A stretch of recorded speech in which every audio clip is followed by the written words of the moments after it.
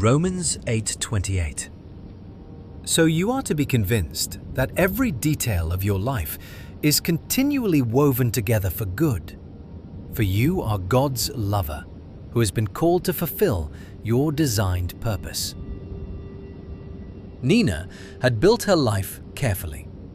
She lived in a clean apartment above a bakery, kept a color-coded calendar, paid bills early, and believed, without ever saying it out loud, that if she was responsible enough, wise enough, and faithful enough, life would mostly cooperate.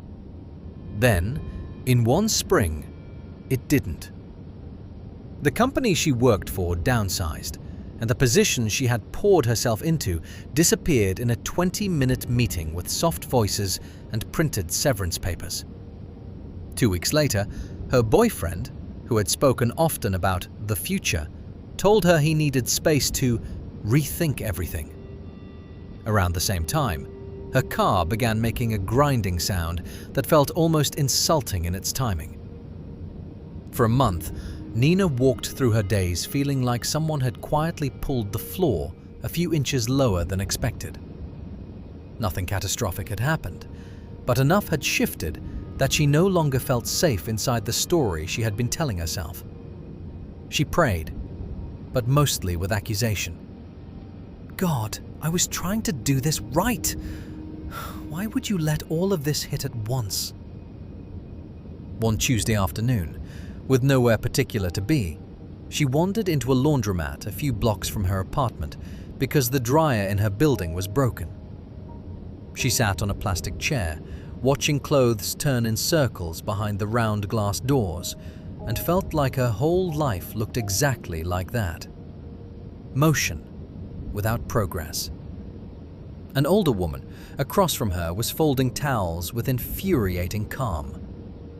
After a while, the woman nodded toward Nina's phone, which she had been checking every 30 seconds. "Looking for rescue?" she asked. Nina gave a tired smile. "Something like that." The woman folded another towel. "Sometimes, rescue doesn't look like removal. Sometimes it looks like rethreading." Nina frowned. "Rethreading?" The woman held up a shirt that had dried twisted inside itself. "If a thing keeps turning the wrong way, sometimes the whole cycle has to stop so it can be straightened." That sentence stayed with her. Over the next few months, Nina's life did not suddenly become easier.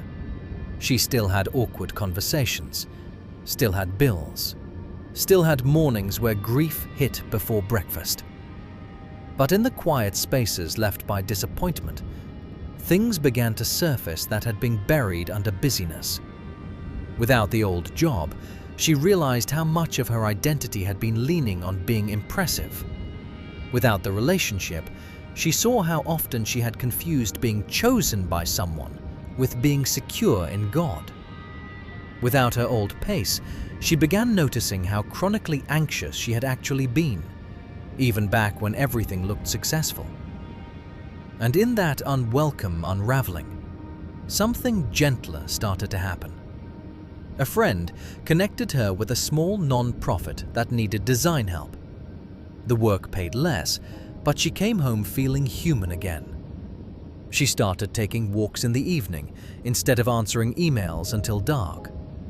She began praying less like a lawyer presenting a case and more like a daughter learning to breathe. One evening, months later, she stood outside her apartment holding a paper bag of warm bread from the bakery downstairs and realized she was at peace.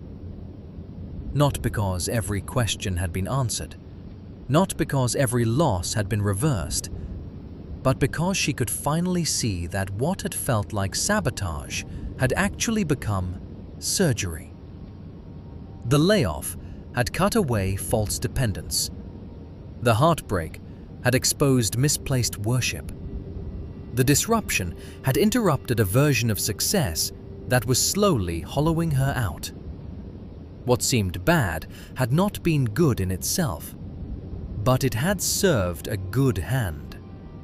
And Nina understood then that God's sovereignty is not cold control. It is loving authorship. It means that even when your circumstances arrive wrapped in disappointment, they are not outside His reach, His intelligence, or His redeeming purpose. Some seasons feel like life is falling apart, but often, under the eye of God, it is falling into place in a deeper way than you could have planned. And the soul that learns to trust this does not call evil good. It simply stops assuming pain means abandonment. Because when God is sovereign, even the chapters you would never have written can still serve a wiser and more loving ending.